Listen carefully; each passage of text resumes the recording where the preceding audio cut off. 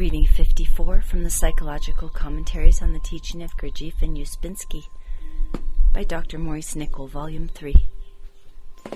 Great Animal House, November 23, 1946.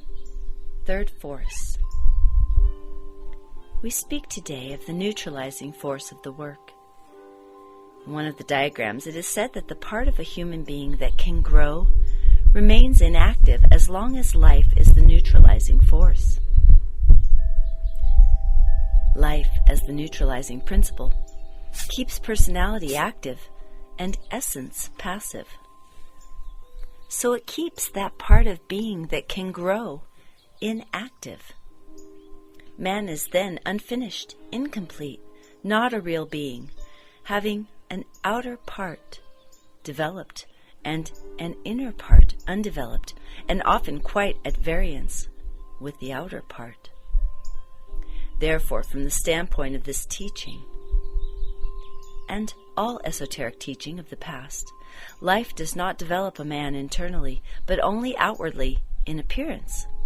That is, exoterically, which means outwardly, and not esoterically, which means inwardly. To develop internally, a human being must be given special knowledge that only indirectly concerns life and its affairs. How to get on, how to be a success, etc. This knowledge teaches him what he is and what he can become internally, and shows him how, esoterically, that is, internally, he is nothing as yet as he is. And that if certain outer fears and restrictions that exist in life and act as bonds were removed, he has no inner bonds that would hold him together, and desires would break out, and he would dissolve, disappear, cease even to be the outer resemblance of a man. In that case, every higher influence reaching him, having no inner plane to act on, will pass straight through and downwards into every form of inhumanity. That is the situation, namely, outer bonds hold man together.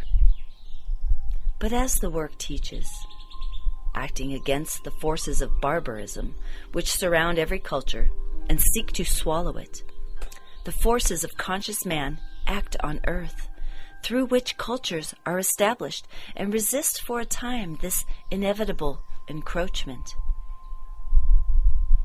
Every manifestation of culture lasts only for a time and belongs to higher influences reaching mankind and opposing the lower influences of barbarism. These forces belong to the neutralizing force, or third force, that the work speaks of in connection with the making of personality passive, whereby essence can begin to develop.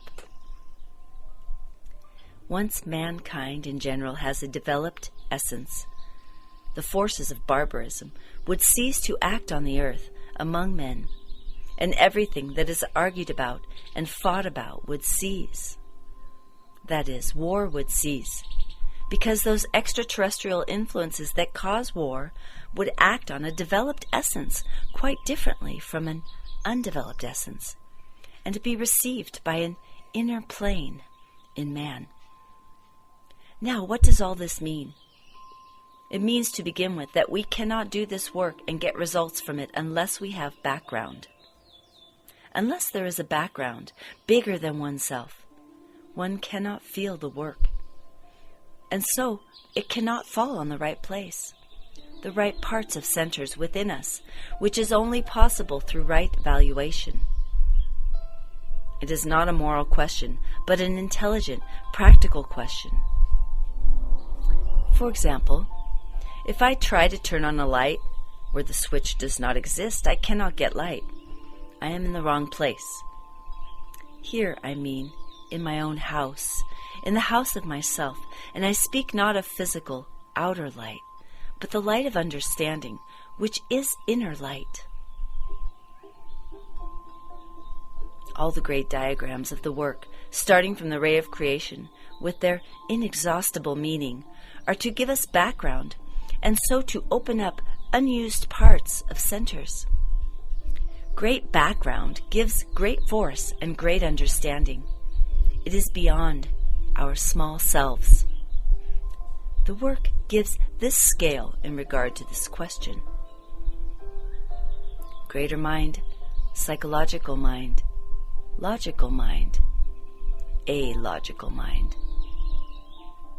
Mr. Ouspensky said that unless a man realizes that greater mind must exist, he cannot reach psychological understanding.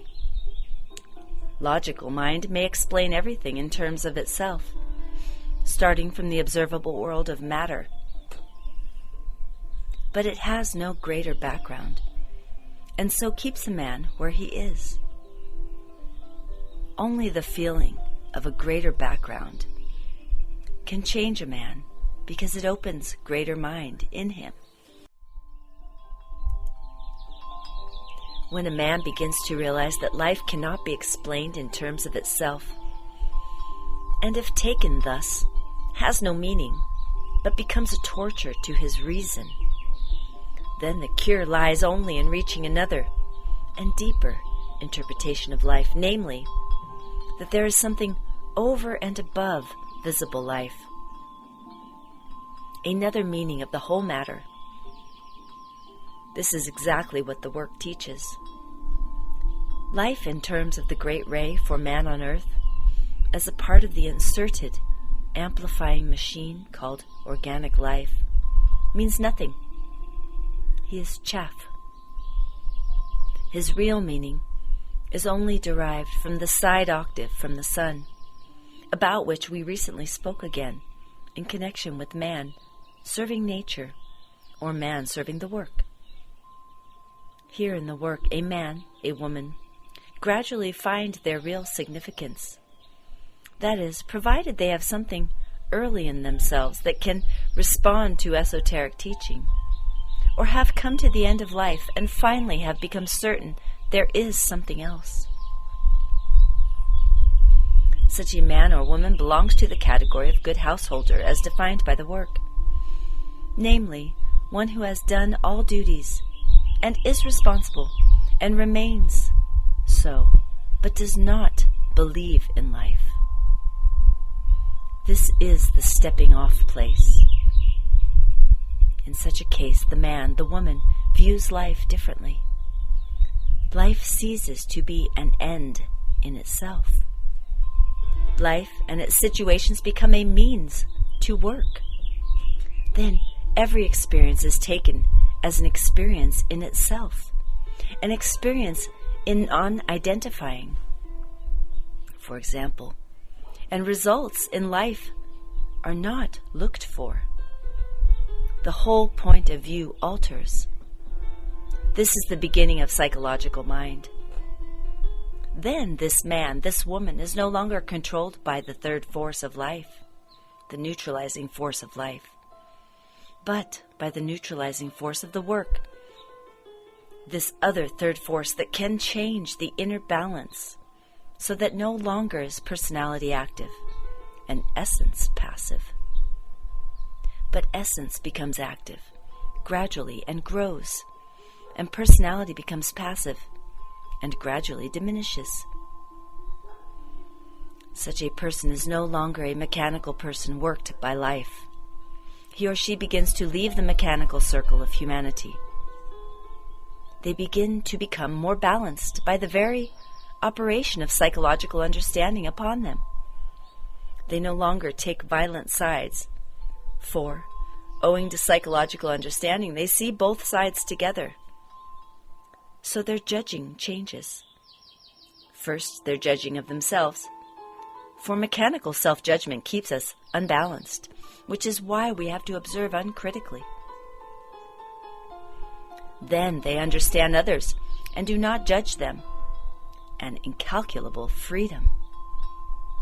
Such people now pass from logical understanding, which divides everything into yes or into no, and so into judging. The two halves of them, the dark and light, become intermixed. They understand a remark of the work in its right setting and on its right scale. They realize they have scale in them as they had from birth. Another light of understanding shows in their minds and brings things into a harmony possible for the logical mind, that is, the formatory mind, which cannot by its function and structure, which is to divide everything into yes and no, possess the third harmonious uniting force of the work. You remember the work says that the formatory center is third force blind. The work force is meant, this third force of the work. Now, when the great meaning of esoteric teaching enters the mind, it shifts the position of all things within and gets them in the right order. It gives birth to metvoi, to mental change, to psychological understanding. John the Baptist had formatory mind, and his religion was, "Thou shalt not." So Christ said he was the greatest of those born of women, but that the least in the kingdom of heaven was greater than he. Why? Because there can be no approach to the higher level, to the kingdom, save through psychological understanding, that is, without greater background. He had no psychological understanding, and so was worried because Jesus did not fast. The work, therefore, gives us this tremendous background in a few diagrams, which are inexhaustible in their density of meaning, to let in psychological understanding. Therefore, it is said that unless we believe in greater mind, the work cannot work in us. For otherwise, unless we believe in greater mind, we cannot reach psychological understanding. All this gives us the beginning of another third force, distinct from life, and only this other third force can change being and lift us to a new understanding. A man by himself cannot add 1 inch to his stature, that is, as he thinks. New knowledge and new thinking are needed. But the work, if felt emotionally, can do so, even apart from oneself and one's own small endeavors. For it puts us in touch with the tremendous transforming forces that come from higher centers, and opens us to them gradually as we can bear it. For it destroys gradually nearly all that we were and thought and felt. To be reborn, one cannot be what one was. That is obvious.